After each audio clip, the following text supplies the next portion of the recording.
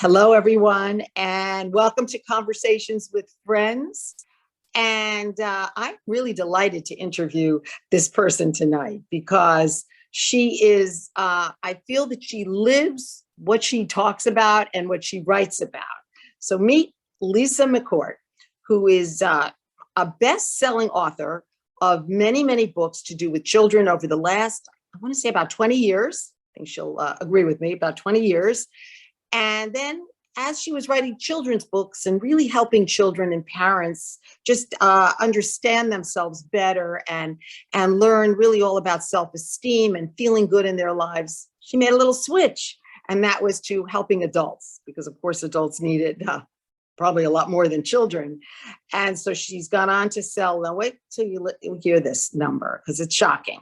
With all the books that she's written, Lisa McCourt has written over the years, she sold copies of over 9 million books. So you can tell that she's quite popular. Her books are really making an impact, as I said, on adults, on children, and making people feel really good about their lives. So I'm just delighted to interview her. Lisa, it's great to see you. Great to have you on the program. I love your elephants behind there. They remind me of my recent trip to India, because India is always about elephants, and elephants make me happy. So it's good to be here with you. So Lisa, I guess I want to start. I was going to start about your new book, but suddenly I'm feeling different. I'm feeling like I'd like to start with how it all began. Over 20 years ago, I guess you wrote your very first book, right? I Love You, Stinky Face. Was it over 20 years ago? Something like that. It was almost the first book. Yeah. And it was about 25 years ago. Oh, wow. Wow. And so you wrote this book, I Love You, Stinky Face. And we're going to see it in a minute. We're going to actually, in a little while, get to see some video of it.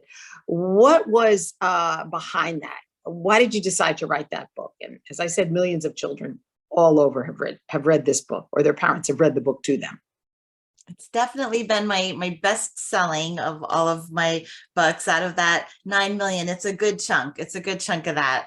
But yeah, I was just so steeped in personal growth at that time in my life, like kind of in a early on sort of a way, so that it was very much in my consciousness. I was pregnant with my first child, and it had just become so apparent to me, these wounds that we all carry, the early trauma around unworthiness and unlovability, and how our culture is so structured to perpetuate that with the most innocent of parenting. We don't ever put any blame on the parents for this. This is just the way we parent today. And I guess I was healing all of that within myself, and I wanted to make absolutely sure that I was going to not pass on any of that to my child, that my child was going to always know their inherent worthiness no matter what. And the story is kind of silly and funny, but that's the underlying theme. And I just, I set an intention to help, to get that out as widely as possible, so that parents would have this sort of playful tool to instill that idea into their fresh young humans, that they are just so well, I don't believe there are any parents that set out to, hurt their children or make their children feel less than, super special. But something does happen along the way. And I wonder, I often feel it has to do with the parents' past, or the children don't do what the parents want the parent to do, what the children don't do what the parent wants of them to do or to be like. And like you said, trauma, it can affect a child when parents are negative, when parents are not complimentary, when they make them feel bad, all of that, right? What happens in that relationship? Starting from, it can be a pretty early age. What happens? Well, one of the things we talk about a lot in my Joy School, trauma is not really about what happens to us as much as how we react to what happens to us. So you could have just a very emotionally sensitive child is going to store away a lot of trauma for instances that a lot of other people might not consider traumatic. I've seen statistics that say that 90% of us have suffered the kind of big T trauma that we all sort of associate with trauma. So that's a startling statistic.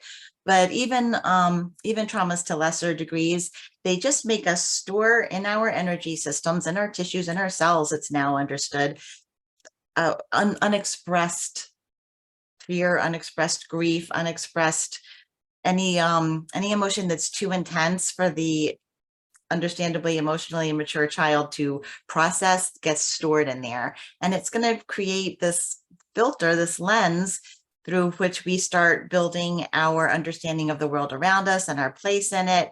And because there's so much to be absorbed, there's so much information around us in every given second, and our little human brains haven't evolved to take it all in. We create this little keyhole of perception where only the things out there that match these early stored feelings are the things that we're going to create our reality from, the things that are going to be allowed into our perception filter so that we can start building our understanding of the world and how it works. And unquestioned, unchallenged, unworked with, this just goes on to create our whole lives and design our adulthood until we start looking at those filters, the beliefs that got in those filters, and understanding the flimsy nonsense that they were born of, that they just usually are so untrue, and we're living these limited lives because of it.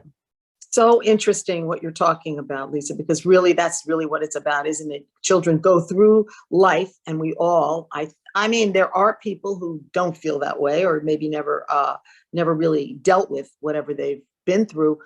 But I think, as you're saying, that, you know, a child is hurt when they're young, when they're quite young, and like you say, they hold it, you know, within them. I find it very interesting that only recently, would you say in the last something years, I don't know if it's 30 years or whatever, have people even been aware of these kinds of things, you know, that they could look at it and figure out what was wrong in their lives, maybe why they weren't happy or they weren't fulfilled, and kind of trace it back. And I don't want to say blaming the parent or other people, but to figure out what is causing the sorrow. Yeah, it could be a playground incident. It could have been, all of us are walking around with preferences and things we want to avoid that we have no conscious memory of how that got there, right? It's just, you know, Yeah. It's all just gotten accumulated along the way, for sure. And yeah, there's no good to come from blaming anybody. No, So our parents are so working right, in their especially own the limited parents. frameworks. Yeah, Not their the own understanding. I wanted to just show, luckily you have a little bit of the video, and I was so thrilled to see it. We're going to just show a little bit of it so people get a sense of your I Love You Stinky Face series, which have been mega successes, these books, over many years. We're just going to see a few minutes of it. A little. By Lisa McCourt. Me, illustrated by my fabulous friend Sid Moore.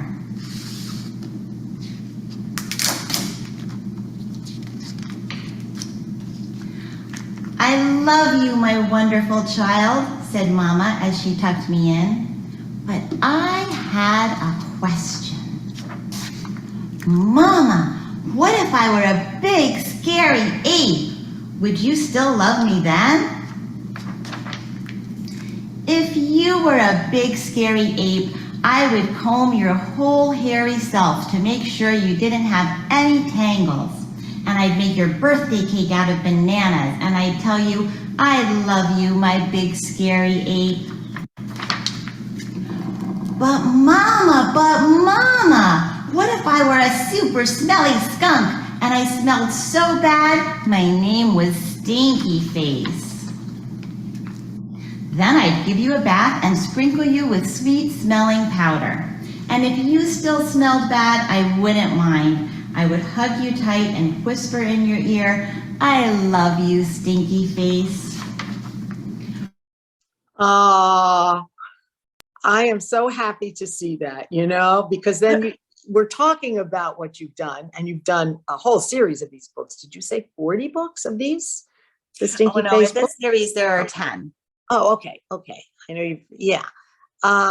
Because I think to read it and see it, it just opens the heart. It really does, you know, and makes any parent realize how important it is to just show love and be love. And more than ever, this is so urgent in this society, in this world, isn't it? I mean, people are just, where has the love gone? So I want to jump forward to what you're doing now. What you began doing was starting to work with adults, right? On finding the joy within. So maybe you could just give us a little sense of your joy work, your joy projects. For sure. And I'll just to address what you were just saying, to put a bow on that, it's, there's no mistakes in this universe. The child that was in my belly when I wrote that book is my now beautiful adult transgender daughter. And I've started doing a lot of work. I'm president of PFLAG of the local chapter. So I work with families all the time struggling with having a transgender child. And it's actually a thing online. My daughter brought to my attention that a lot of children who were read that book, because she's 25 now, so kids have been hearing this story for a long time. There's a whole sort of Reddit conversation around, yeah, my parents said they would love me if I was a swamp monster or a scary alien or this, but not now. It's really sad. So it's sort of come full circle and become a book for that population of children who are not finding that unconditional support when they really, really need it most critically, when they, come out as their true selves to their parents. So that was. Yeah, it's a heavy issue because, it's life, and people are the way they are. People are all born a certain way. And if it's not this, if it's not transgender, it's something else. You have a child that's maybe doesn't do well in school, or doesn't turn out, look the way you wanted your child to look. I mean, parents can put heavy trips, on their kids, and all unknowingly. I don't think any parent really, as you were saying earlier, does it on purpose or through their own limitations. We all have our limitations that deserve compassion and understanding as well. Yeah, I find it very, very touching, though, that it's not just that you've written these books, but you've experienced something and you've learned. And I'm sure, have you grown a lot as a result and had to kind of figure your own life out as a result of your daughter, and maybe just understand and maybe live what you talk about, right? And what you've written about. Absolutely. Yeah. So it is really rewarding to do this work with adults. It's been most of my career. I started out doing workshops around that book with, for kids. And then those were mostly in schools, and there would always be a parent night and a teacher workshop. So that's how it kind of transitioned. But that was many, many years ago. I've been doing Joy School for almost 20 years. Joy School, the school that you have now, the Joy School. So maybe we could talk about what Joy School is. Sure. And how you help work towards bringing more joy into this world. That's what it's all about, right? It wasn't always called Joy School, but it was always some form of workshop, and it had some different names and different configurations, and I did it through different venues at different times. But for the last few years, it went all online when COVID started, and it hasn't come offline too much since then. I've had one live event, and I'm starting to put a few more live events on the calendar for South Floridians, but I've gotten really comfortable with the online format. So mostly what Joy School is right now is groups, small groups where we meet. I take them through the principles in the new book, the Free Your Joy book. The Free Your Joy was written from the Joy School curriculum. So it's a new theme, new spiritual truth that we focus on every week. And then they go out into their day-to-day lives and take it out there, because it's just raising vibration, joy, any type of the spiritual work. It's really not about reading the book or going on the weekend retreat or going, listening to the podcast. Those are all beautiful openings and provide great ahas, and they feel like juicy little nuggets of insight. And now my life's going to be different. It doesn't work until you take it into your day-to-day, the people you interact with. And then we come back the following week and compare notes, and everybody shares their stories of how they wove that principle into their lives. And we just grow together and love each other. And it's really, really beautiful. So that's the basis of Joy School. And then every Monday night, there's a workshop that's open to anybody who wants to, come just do that one workshop. And that's where that month's theme is discussed. I really resonate with what you're saying. It's not enough, to read a book or learn something, have a realization about your life and be done with it. Because real change requires effort, doesn't it? Yeah. My podcast, I really kind of had to fight to name it DoJoy. They were like, what do you mean DoJoy? Don't you mean like choose joy or find joy? I'm like, no, it's about doing it. You have to take these things and go do them, because that's how we create the vibration elevation and the shift. it's constant effort, more effort, but it's not an exhausting effort. It's really kind of like to me, just in terms of the practice with the Brahma Kumaris and meditation. I remember when I first started, I thought I took the spiritual knowledge and I'm done with it now. I mean, I got it. I understand, that I'm here to be peaceful. I'm here to be loving, and I don't need to do anything more. I can just, study on my own. And what happened was, some weeks went by and I realized I hadn't changed. I went right back to the way I was before with a little change, a little enlightenment, a little. And that was at some point I realized that it had to be a practice. And that was when I said, okay, I'll make a commitment to going a certain amount of times a week, meditating, studying. And so really, in a way, that's kind of what it is that you're saying, isn't it? You have to be part of something. So is that kind of how your school is, your the Joy School, that people are, and togetherness with people, that's big, isn't it? Community and breaking the habits. That's really the only effortful part, because living in accordance with spiritual principles, in accordance with your divine nature, is actually so much more inherently joyful in itself. It's just we're spiritual beings and we're human beings, and human beings are so subject to habit. And we have these really well-worn grooves that we've just practiced and practiced and practiced. So coming together every week and also making a point of bringing it into our daily lives is just about setting new habits, really, and the love and community support. It's kind of like when you say practice, it's kind of, I think of a pianist, a pianist can't, have talent, be able to, understand music and feel music without just getting on that piano. And I'm sure it's just hours every single day. Well, I don't think we need hours every day, but what do you say to people who really are going through something? There is sorrow in their lives. It's like, it's either family problems, it's financial problems, it's health problems. And you're saying to them, well, just be joyful. You're going through something horrendous, be joyful. And I guess they would say, I can't, I'm suffering. What do you say to people like that? And there's lots of people, there's tons of people, right? Oh, for sure. Yeah, And I wouldn't tell them, you go be joyful. It would be about recognizing the way we describe joy at Joy School, the way we define it is that it's different from happiness. Happiness is a wonderful state of mind that we all enjoy. It's part of the human condition. It's lovely to want happiness, but joy is something much deeper, and joy can provide a foundation for all of the emotions human to inherent to us humans. So you can be grieving, and when you're not pushing against the grieving and making it wrong and judging yourself for it, and all these resistant tendencies that we have, when you're just grieving in a natural, free-flowing way, it can feel cathartic and cleansing and very intimate and beautiful and poignant. And there's an undercurrent of joy there. You can be angry and have a rightness to that anger and an understanding and a inspiring of your boundaries that can be really joyful and beautiful. So it's not about being happy all the time. It's about finding that rightness where we're aligned with our core nature, our source, and where we've been able to put aside a little bit of that human-y chatter that just kind of muddies up all of these natural, beautiful emotions that we're here to have.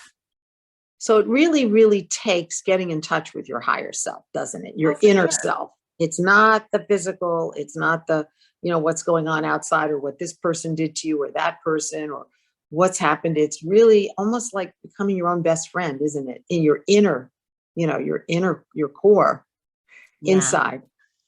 That takes some honesty, doesn't it? I mean, again, I think it's kind of like getting to know yourself, your true self, and move on to your higher self. Yeah. We use Eckhart Tolle terminology in Joy School. He doesn't use these terms anymore, but when I was really immersed in his work like 15 years ago, he talked about that we all have a vertical self and a horizontal self.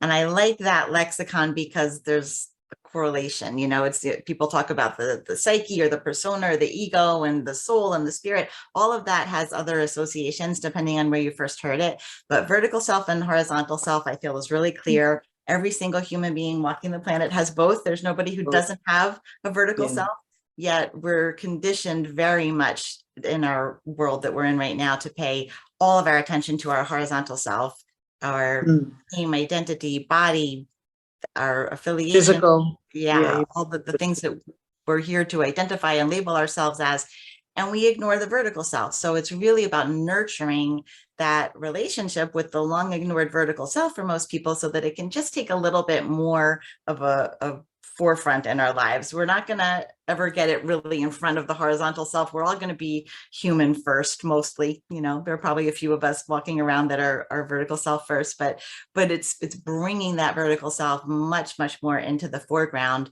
because that's where all the peace and joy and resilience and natural, you know, love that we are resides. Our corks want to float. We just have all these obstructions to our corks floating. We want joy in our life. We really do, don't we? We really do want to live with joy. And especially, I mean, to me, it's as I see all of the, you know, bad things happening in the world, it's like I want to be able to do something more for myself so I can help others. But if I'm suffering or I'm going through even a little thing, you know, in a day, something bothers me, then I feel like I'm almost doing a disservice to others, because I'm not staying true to what I believe in myself.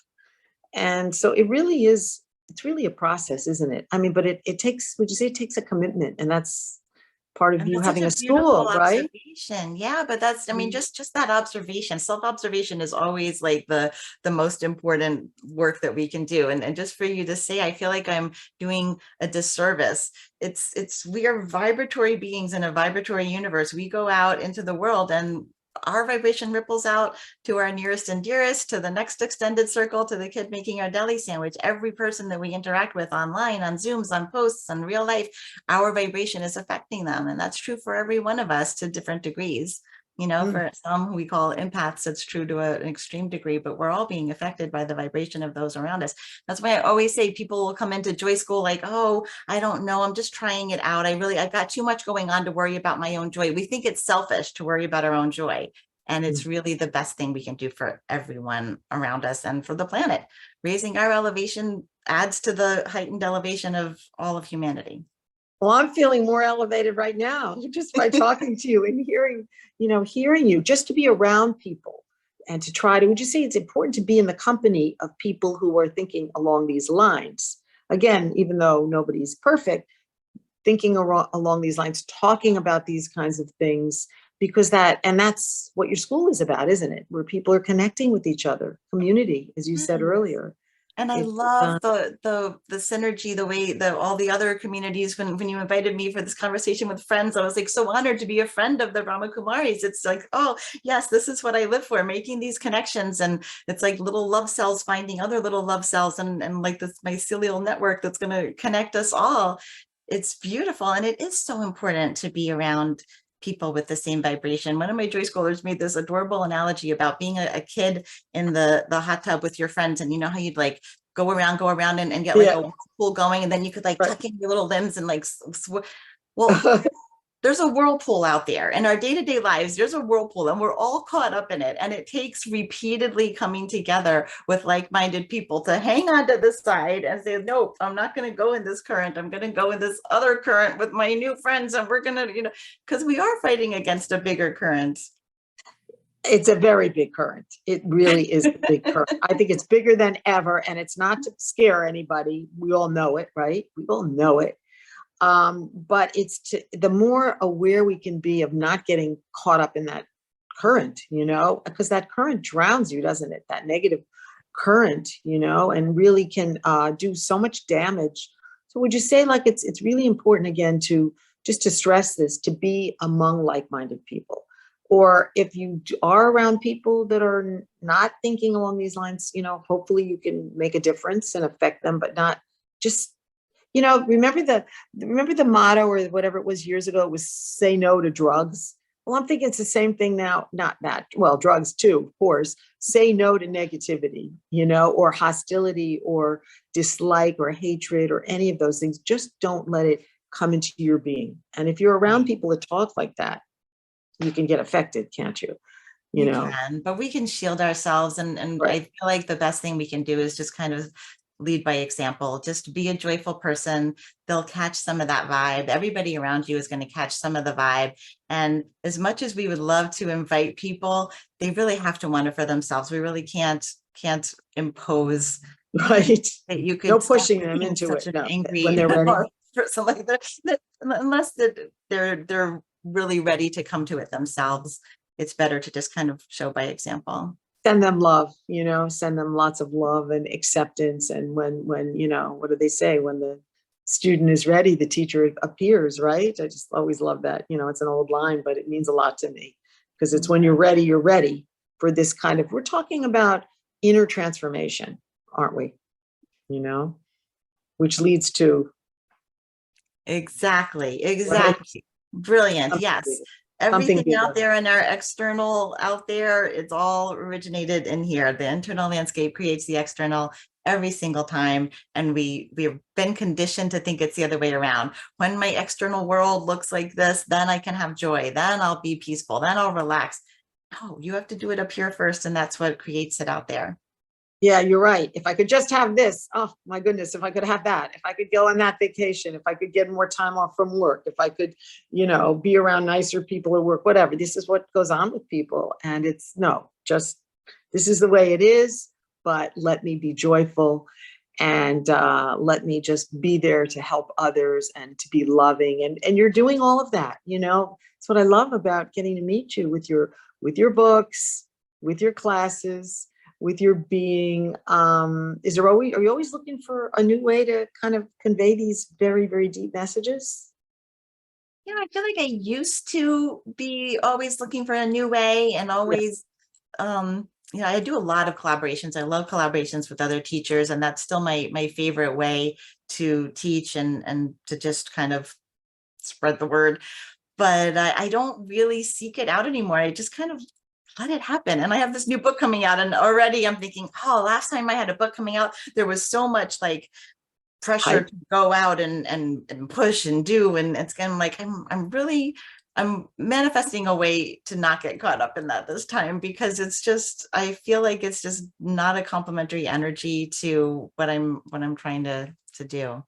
I totally resonate with that because I get caught up sometimes in what am I going to do next and what's the next project and what's, and how can I do more of whatever I'm trying to do. But you're right. When it's ready to happen, it happens, doesn't it? And the more that you're at peace and you're in a state of just stability, inner stability and love, it just happens. So, and I know that, but it's easy to get caught up. So that's a good message.